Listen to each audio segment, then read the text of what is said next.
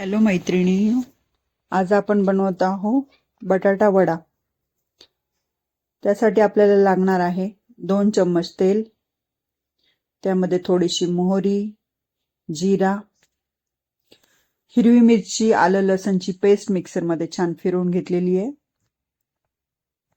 त्यामध्ये उकडलेले बटाटे टाकून परतून घेऊया. हळद आणि मीठ टाकूया. मिश्रण कसं व्यवस्थित हलवलं की वडे आपले मस्त होतात.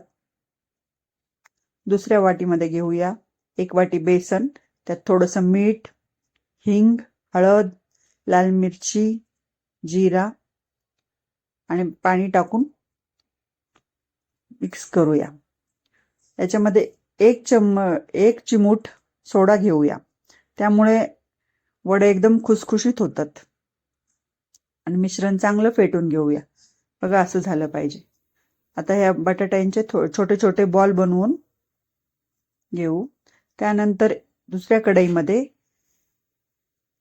लागेल तेवढं तेल गरम करून घेऊया. तेल कडकडीत तापलं म्हणजे वडे छान निघतात.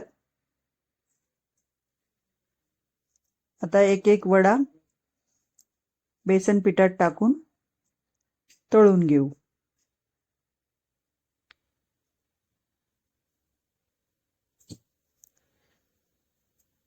बघा कसे कुरकुरीत होत आहेत वडे.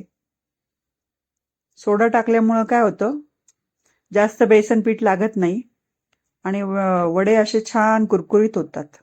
बटर पेपरवर टाकून घेऊ.